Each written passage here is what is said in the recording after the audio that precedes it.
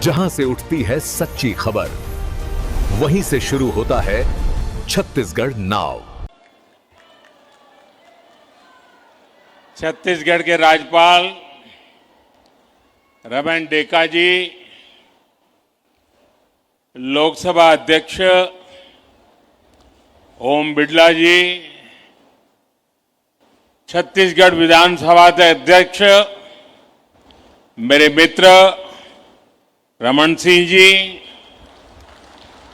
प्रदेश के मुख्यमंत्री विष्णुदेव साय जी, केंद्र सरकार में मेरे सहयोगी मंत्री तोखन साहू जी, उप मुख्यमंत्री विजय शर्मा जी, अरुण साहू जी, राज्य विधानसभा में मैं नेता प्रतिपक्ष चरणदास महंत जी, उपस्थित अन्य मंत्रीगण, जनप्रतिनिधिगण और मौजूद देवी और सज्जनों,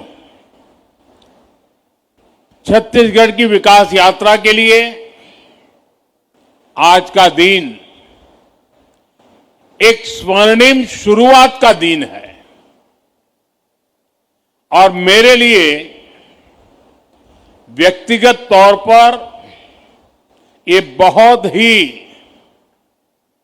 सुखद दिन है, अहम दिन है। मेरा बीते कई दशकों से इस भूमि से बहुत आत्मीय नाता रहा है। एक कार्यकर्ता के रूप में मैंने छत्तीसगढ़ में बहुत समय बिताया। यहां से मुझे बहुत कुछ सीखने को मिला। मेरे जीवन को गढ़ने में यहां के लोगों का, यहां की भूमि का बहुत बड़ा आशीर्वाद रहा है। छत्तीसगढ़ की परिकल्पना, इसके निर्माण का संकल्प और फिर उस संकल्प की सिद्धि, हर एक क्षण पर मैं छत्तीसगढ़ के परिवर्तन का साक्षी रहा हूं। और आज जब छत्तीसगढ़ 25 वर्षों की यात्रा के अहम पड़ाव पर पहुंचा है, तो मुझे इस क्षण का भी सहभागी बनने का अवसर मिला है।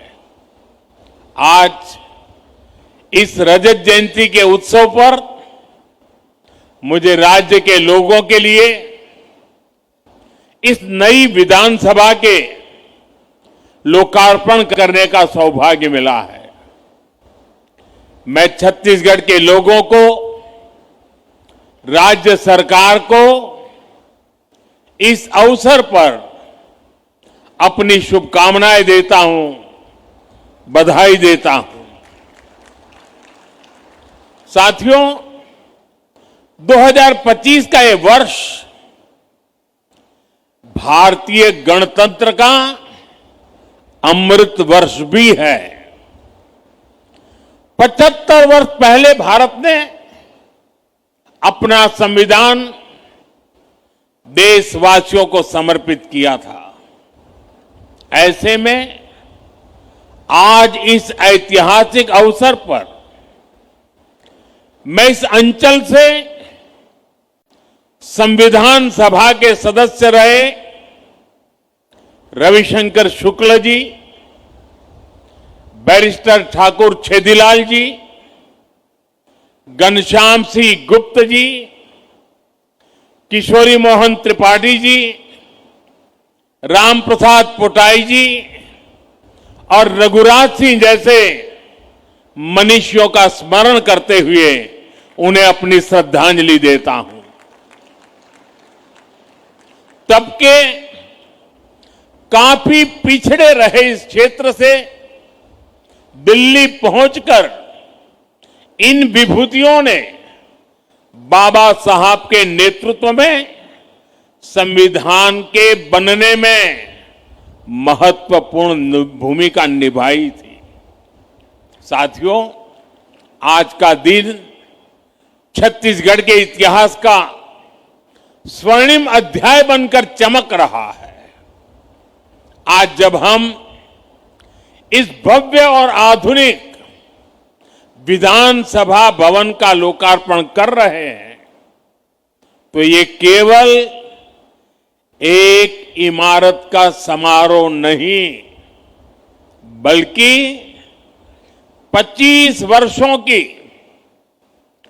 जन आकांक्षा, जन संघर्ष और जन गौरव का उत्सव बन गया है। आज छत्तीसगढ़ अपने स्वप्न के नए शिखर पर खड़ा है और इस गौरवशाली क्षण में मैं उन महापुरुष को नमन करता हूं जिनकी दूरदृष्टि और करुणा ने इस राज्य की स्थापना की। वो महापुरुष हैं भारत रत्न श्रद्धेय अटल बिहारी वाजपेयी जी। साथियों, साल 2000 में जब अटल जी ने छत्तीसगढ़ राज्य का गठन किया, तो वो निर्णय केवल प्रशासनिक नहीं था, वो निर्णय था विकास की नई राह खोलने का, और वो निर्णय था छत्तीसगढ़ की आत्मा को पहचान दिलाने का। इसलिए आज जब इस भव्य विधानसभा के साथ साथ अटल जी की प्रतिमा का भी अनावरण हुआ है, तो मन कह उठता है, मेरे भाव व्यक्त हो रहे हैं। अटल जी जहां भी हो, अटल जी देखिए, आपका सपना साकार हो रहा है। आपका बनाया हुआ छत्तीसगढ़ आज आत्मविश्वास से भरा है, विकास की नई ऊंचाइयों को छू रहा है। साथियों, छत्तीसगढ़ विधानसभा का इतिहास अपने आप में प्रेरणा स्रोत है। 2000 में जब इस सुंदर राज्य की स्थापना हुई, तो पहली विधानसभा की बैठक राजकुमार कॉलेज रायपुर के जशपुर हॉल में हुई थी।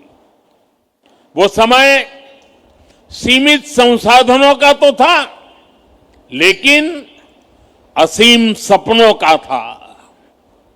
तब केवल एक भावना थी कि हम अपने भाग्य को और तेजी से उज्जवल बनाएंगे। बाद में विधानसभा का जो भवन तैयार हुआ, वो भी पहले किसी दूसरे विभाग का परिसर था।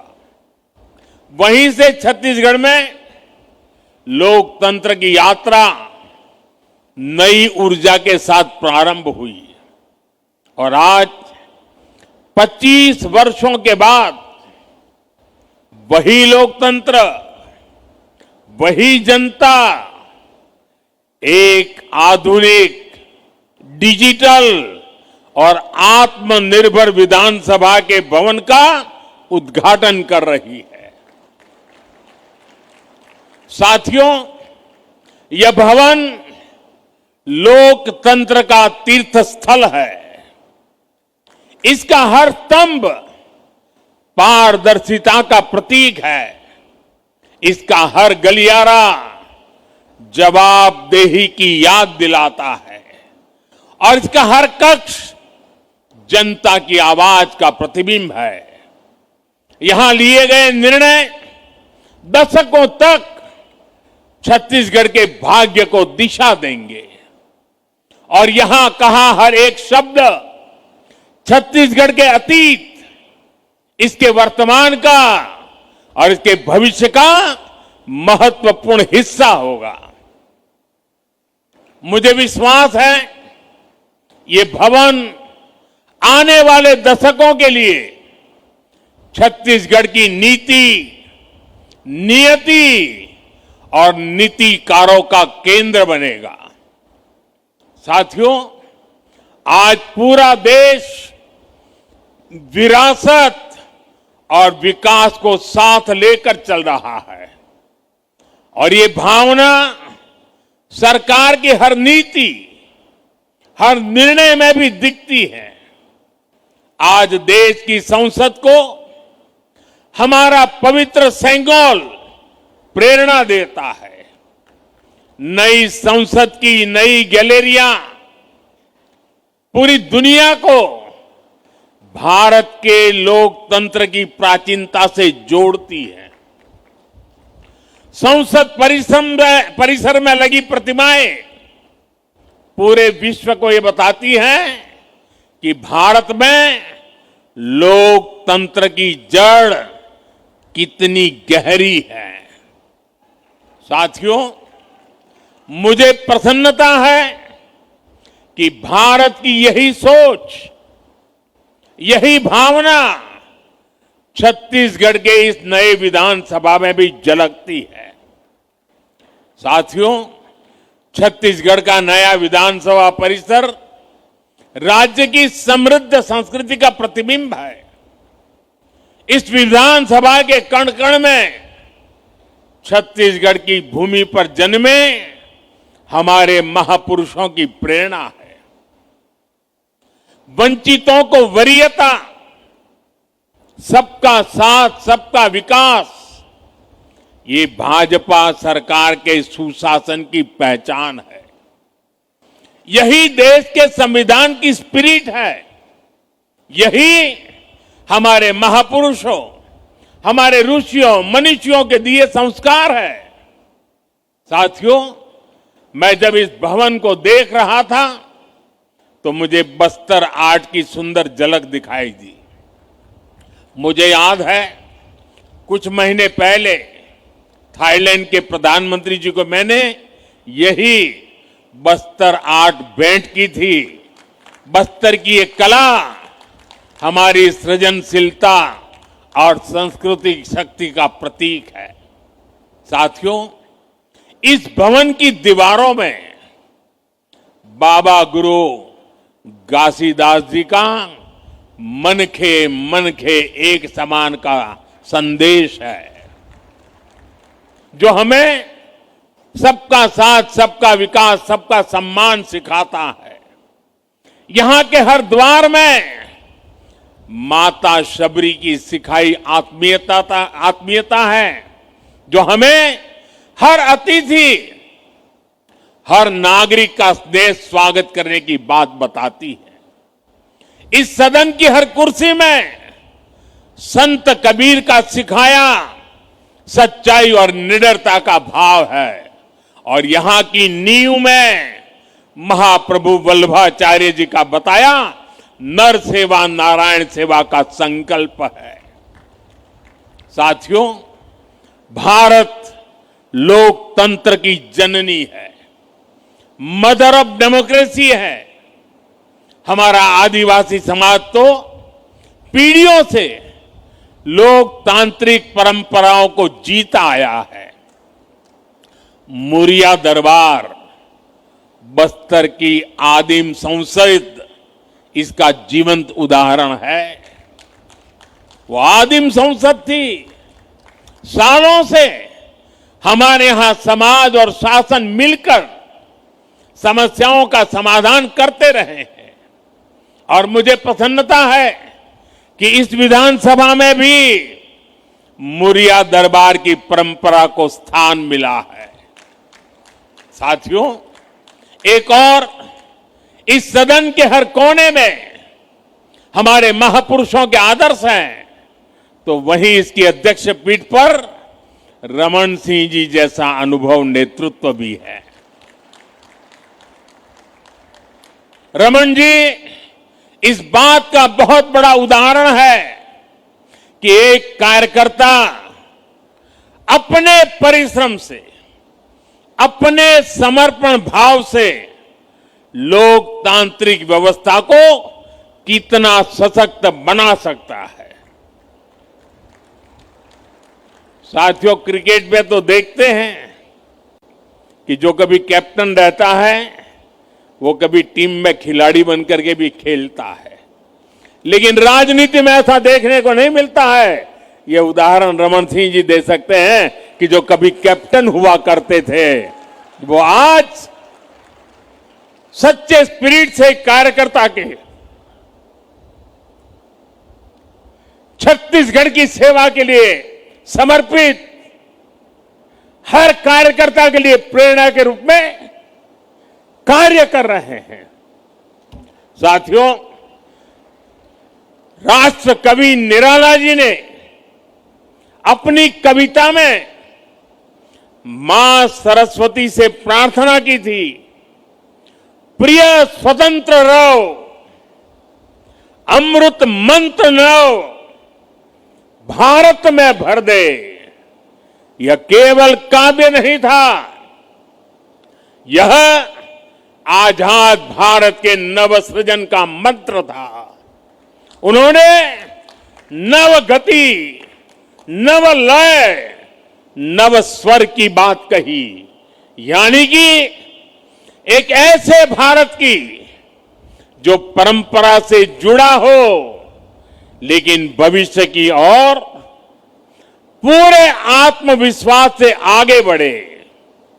आज जब हम छत्तीसगढ़ के नए विधानसभा में खड़े हैं तो यह भावना यहां भी उतनी ही सार्थक है।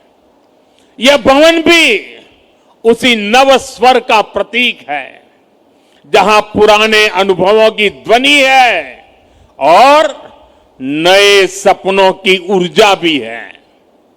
और इस ऊर्जा के साथ हम एक ऐसे भारत का निर्माण करना है, एक ऐसे छत्तीसगढ़ की नींव बनानी है जो विरासत से जुड़कर विकास के पथ पर आगे बढ़ सके। साथियों, नागरिक देवो भव ये हमारे सुशासन का मंत्र है और इसलिए हमें विधानसभा के हर निर्णय में जनता के हित को ध्यान में रखकर काम करना होगा। यहां कानून ऐसे बने जो रिफॉर्म को गति दे, जिससे लोगों का जीवन आसान हो, जो लोगों के जीवन से सरकार के अनावश्यक दखल को बाहर करे, सरकार का न अभाव हो और न ही अनावश्यक प्रभाव हो। यही तेज प्रगति का एकमात्र मंत्र है। साथियों, ये हमारा छत्तीसगढ़ तो भगवान श्री राम का ननिहाल है। भगवान श्री राम इस धरती के भांजे हैं। आज इस नए परिसर में श्री राम के आदर्शों को याद करने का इससे बेहतर दिन और क्या होगा। भगवान राम के आदर्श हमें सुशासन की सीख देते हैं। साथियों, अयोध्या में राम मंदिर की प्राण प्रतिष्ठा के समय हम सभी ने देव से देश और राम से राष्ट्र का संकल्प लिया था। हमें याद रखना है, राम से राष्ट्र का अर्थ है राम राज बैठे त्रिलोका, हर्षित भये गए सब शोका। इसका अर्थ है सुशासन और जन कल्याण का राज। इसका अर्थ है सबका साथ, सबका विकास की भावना से शासन। राम से राष्ट्र का अर्थ है नहीं दरिद्र को दुखी न दीना, जहां कोई न गरीब हो ना कोई दुखी हो, जहां भारत गरीबी से मुक्त होकर आगे बढ़े। राम से राष्ट्र का अर्थ है अल्प मृत्यु नहीं कवन नीऊ पीरा, यानी बीमारियों से असमय मृत्यु न हो, यानी स्वस्थ और सुखी भारत का निर्माण हो। राम से राष्ट्र का मतलब है मानव एक भक्ति कर नाता, अर्थात हमारा समाज ऊंच नीच के भाव से मुक्त हो और हर समाज में सामाजिक न्याय की स्थापना हो। साथियों, राम से राष्ट्र का एक अर्थ ये भी है कि निशिचरहीन करऊं बही भुज उठाई पन की न, यानी मानवता विरोधी ताकतों का आतंक के विनाश की प्रतिज्ञा। और यही तो हमने ऑपरेशन सिंदूर में देखा है। भारत आतंक के विनाश की प्रतिज्ञा करके आतंकियों की कमर तोड़ रहा है। भारत आज नक्सलवाद, माओवादी आतंक को भी समाप्त करने की तरफ बढ़ रहा है। भारत आज अभूतपूर्व विजय के गर्व से भरा हुआ है और गर्व की यही भावना आज छत्तीसगढ़ विधानसभा के इस नए परिसर में हमें चारों तरफ दिख रही है। साथियों, पिछले 25 वर्षों में छत्तीसगढ़ ने जो परिवर्तन देखा है वो अद्भुत और प्रेरणादायी है। कभी यह राज्य नक्सलवाद और पिछड़ेपन से पहचाना जाता था, आज वही राज्य समृद्धि, सुरक्षा और स्थायित्व का प्रतीक बन रहा है। आज बस्तर ओलंपिक की चर्चा देश के कोने कोने में है। नक्सल प्रभावित क्षेत्रों में आज विकास की लहर और सुकून की मुस्कान लौट आई है और इस परिवर्तन के पीछे है छत्तीसगढ़ की जनता का परिश्रम और भाजपा सरकारों का दूरदर्शी नेतृत्व। साथियों, छत्तीसगढ़ के रजत जयंती समारोह का उत्सव अब एक बड़े लक्ष्य का आरंभ बिंदु बनने जा रहा है। 2047 तक, 2047 तक जब भारत अपनी आजादी के 100 साल मनाएगा, हमें विकसित भारत निर्माण के जो लक्ष्य तय किए हैं उसमें छत्तीसगढ़ की भूमिका बहुत बड़ी होने वाली है। और इसलिए मैं उपस्थित सभी साथियों से भी कहूंगा, सभी जनप्रतिनिधियों से कहूंगा कि आप एक ऐसी व्यवस्था का निर्माण करिए, एक ऐसी विधानसभा का उदाहरण बनाइए जो विकसित भारत के हर राज्य को कुछ नया करने के लिए प्रेरित करे। यहां होने वाले संवादों में, यहां पूछे जाने वाले प्रश्नों में, सदन में होने वाली कार्यवाही में, सब में एक श्रेष्ठता लाने का प्रयास हो और हम जो भी करें, जिस भी रूप में करें, सबका लक्ष्य विकसित छत्तीसगढ़, विकसित भारत का निर्माण हो। साथियों, छत्तीसगढ़ की इस नई विधानसभा की श्रेष्ठता इसके भवन की भव्यता से ज्यादा यहां के लिए जाने वाले जन कल्याण के निर्णयों से निर्धारित होगी। यह इस बात से तय होगी कि सदन छत्तीसगढ़ के सपनों को, इसकी सोच को कितनी गहराई से समझता है और उन्हें साकार करने के लिए कितने दूर तक चलता है। हमारा हर निर्णय ऐसा होना चाहिए जो किसान की मेहनत को सम्मान दे, युवा के सपनों को दिशा दे, नारी शक्ति के जीवन में नई आशा की किरण लेकर आए और समाज में अंत्योदय का माध्यम बने। हम सबको ये याद रखना है कि हम विधानसभा केवल कानून बनाने का स्थान नहीं, बल्कि यह छत्तीसगढ़ के भाग्य निर्माण का प्रखर केंद्र है, जीवंत इकाई है। इसलिए हम सबको यह सुनिश्चित करना होगा कि यहां से निकलने वाले हर विचार में जन सेवा की भावना हो, विकास का संकल्प हो और भारत को नई ऊंचाई पर ले जाने का विश्वास हो। यही हमारी कामना है। साथियों, लोकतंत्र में कर्तव्य को सर्वोपरि रखते हुए हम सब सार्वजनिक जीवन में अपनी भूमिका निभाए, यह संकल्प लेना ही नए विधानसभा भवन के लोकार्पण के इस अवसर के सबसे बड़ी सार्थकता होगी। आइए इस परिसर से हम सभी भारतीय गणतंत्र के इस अमृत वर्ष में यह संकल्प लेकर जाएं कि जनता जनार्दन की सेवा को ही अपने जीवन का ध्येय बनाएंगे। आप सभी को लोकतंत्र के इस सुंदर नव मंदिर के लोकार्पण पर मैं पुनः शुभकामनाएं और बधाई देता हूं।